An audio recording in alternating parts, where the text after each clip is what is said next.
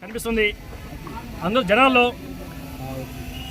ఈ సంవత్సరం పాటు టీడీపీ పాలన మీద ఎంత విరక్తి వచ్చిందో మీ అందరికీ కనిపిస్తుంది.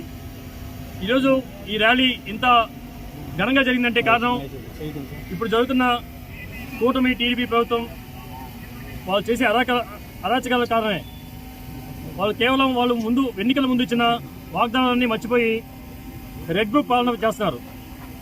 వాళ్ళు చేసే పాలనల్లో కేవలం వైఎస్ఆర్సీపీ కార్యకర్తల మీద నాయకుల మీద కక్ష సాధింపులే.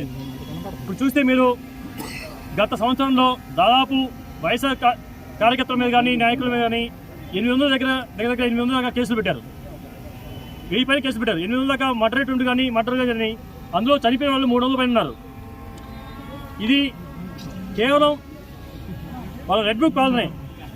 వాళ్ళు ఇచ్చిన హామీల్లో రైతు భరోసా అన్నారు, అది మర్చిపోయారు. అమ్మఒడి అన్నారు, ఇంటింటి ప్రతి పిల్లకు నీకు 15, నీకు 10,000, నీకు 10,000 అని పాటించారు. కనీసం ఒకటి కూడా చూడండి తోకు. ఇది ప్రతి ఆడబిడ్డకి 18 సంవత్సరాలు దాటి 59 సంవత్సరాల వరకు ప్రతి ఒక్కరికి 1500 ఇస్తున్నారు. అంటే సంవత్సరంలో 12 నెలలు 1500 అంటే ఎంత చూసుకోండి. సో ఒక్కొక్క ఇంటికి ఎంత గవర్నమెంట్ పరంగా వాళ్ళు ప్రభుత్వ పరంగా ఎంత అప్పున్నా చూడండి. ఉచిత బస్సు అన్నారు, ఉచిత బస్సు ఇంకా అసలు మొదలుపెట్టలేదు, దాని గురించి అసలు ఆలోచన లేదు. నిరుద్యోగ అభివృద్ధి అన్నారు, ప్రతి నిరుద్యోగానికి ఉన్న ప్రతి ఒక్కరికి ఇంటికి 3000 ఇస్తున్నారు, ఒకటి కూడా లేదు. దీపం కింద 3 గ్యాస్ సిలిండర్ ఇస్తున్నారు, అది అసలు ఇంతవరకు పూర్తి చేయలేదు. 50 ఏళ్ళు పైబడ్డ ప్రతి ఒక్కరికి బీసీ ఎస్సీ ఎస్టీ మైనార్టీ అందరికీ 4000 అన్నారు. ఒక్కొక్క బీసీ ఎస్టీ మైనార్టీకి ఎన్ని వేలు అప్పున్నారో చూడండి.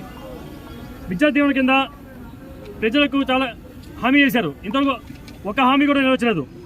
ఆరోగ్యశ్రీ అయితే ఇంకా అసలు చెప్పనక్కర్లేదు. నెలకు దాదాపుగా ఒక్కొక్క నెలకు గవర్నమెంట్ హాస్పిటల్ కానీ ప్రైవేట్ హాస్పిటల్ కానీ గవర్నమెంట్ వాళ్ళ నుంచి వాళ్ళ ఆరోగ్యశ్రీ పథకం నుంచి వాళ్ళు ఇవ్వాల్సిన 300 కోట్లు ఉంటుంది. సంవత్సరంలో నెలకి 300 కోట్లు తీసుకుంటే దాదాపు 3600 కోట్లు అప్పు వాళ్ళు ఉన్నారు, ఇంతవరకు అవి తీర్చలేదు. దానితోడు ఆరోగ్య ఆసరా ఒకటి అసలు అయితే కూసగొడలేదు. కనీసం ఆరోగ్యశ్రీ ఈ ప్రభుత్వం ముందు ఆరోగ్యశ్రీ చేర్చుకున్న ప్రతి పేషెంట్కి వాళ్ళు ఆ 2 నెలలో యాక్సిడెంట్ అయింది, వాళ్ళు 2 నెలలు పన్నుకి వెళ్ళారు. వాళ్ళ వరకు ఆ 2 నెలలు ఖర్చులు కానీ డబ్బులు ఇచ్చేవాళ్ళు ఆసరా కింద. ఇప్పుడు అసలు ఏమీ లేవు. ఇంకా సూపర్ 6 సూపర్ 7 అన్నారా, ఇంకా గాలి కొలేశారు.